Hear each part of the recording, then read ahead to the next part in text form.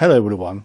Today is the 22nd time of my life story, Father, Son, and Violin.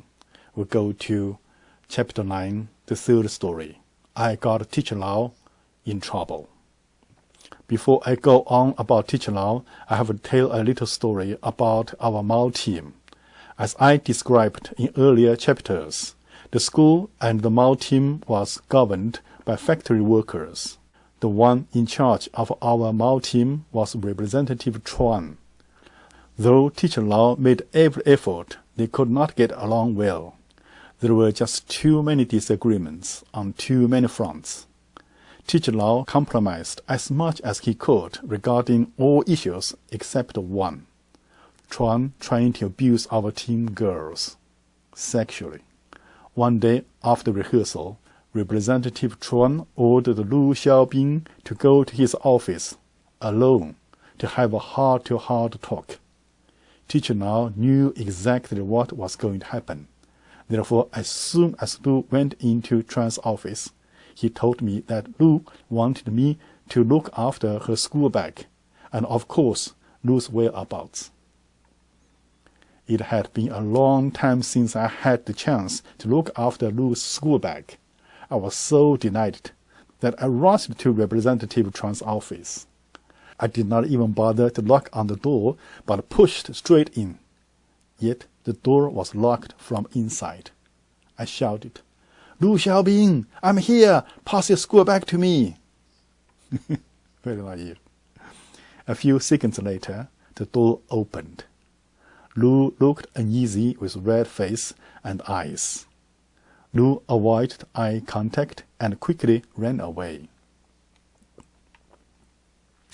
I was completely puzzled as Representative Chuan shouted at me with a great fury, "Who asked you to come here?" I was such a naive boy that I answered this unnecessary to answer question. "Teacher Lau asked me to come here to take teammate Lu's school bag." That was it. Teacher Lau was in trouble, for sure. It was only a matter of time. Lu Xiaobing left the Mao team suddenly, just like a few of our other former female teammates. It was just a few days after my father had gone to the school with the music records I got from Lau's place. More precisely, from his cultural trash. Lau called me to his home. He closed the window and put a mute on my violin, and then asked me to play Ballada by Romanian composer Ciprian Bărbescu repeatedly. I stopped playing when I noticed Lau's eyes were turning red. After a moment of dead silence, Lau started to tell me a story about Ciprian Bărbescu. He then said, "If someone has no forethought, he must have immediate worries. You are a young man full of talent, passion, and ambition. Therefore, I hope you will always think about the future, and not entangle your time and energy in those everyday trifles." Teacher Lau, if you have no other more important things to talk about, I will have to go home. Today is my turn to cook. One of the everyday trifles. If I'm late for cooking, I will be surely be scolded again. Just as I got out of Teacher Lau's door, I bumped into his wife. I greeted her as usual, but she did not greet back as usual. Worse than usual. Much worse. I would never have thought that that was the goodbye moment between myself and dear Teacher Lau. The truth was, after my father went to talk to the school authority, he handed the record of Beethoven's No. 1 Symphony to the workers' team. One of the workers played the record on the school phonogram, and the whole school was amused by that powerful choirs. The worker was very much amused too, and said, "Good sound," until my father stopped him and explained how serious the matter was. It must have taken father quite some time and effort before the workers understood what they were dealing with. That certainly gave Representative Chuan an excellent excuse for revenge on teacher Lau for what Lau did to him. Stop him from playing girls. Lau's home was immediately searched.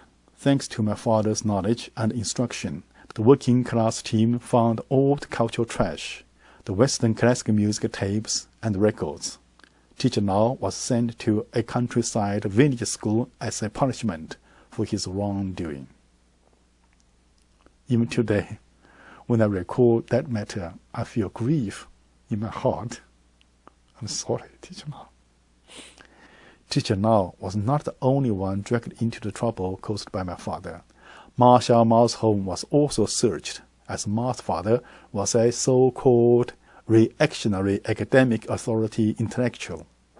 Her home had been searched several times before, therefore nothing significant was found, except the violin method Horman.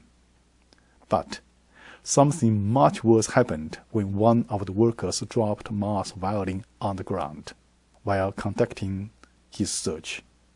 Not intentionally, he claimed as he excused himself.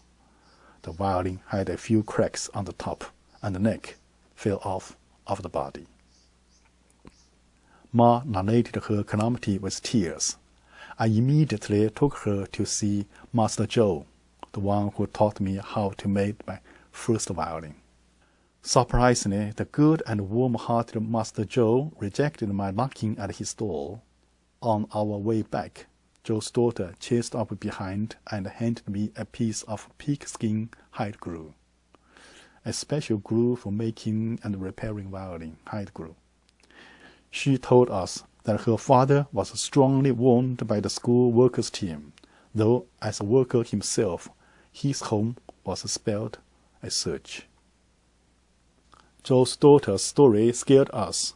We rushed to the church to see whether Teacher Li was okay.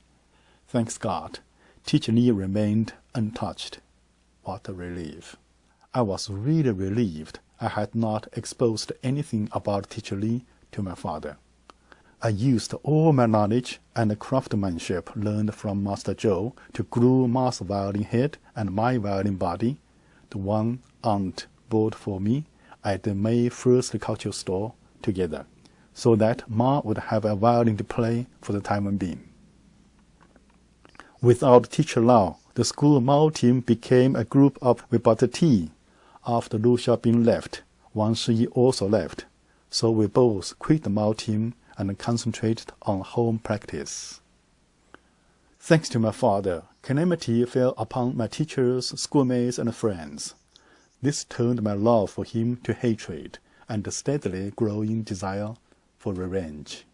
During that period, I often had nightmares.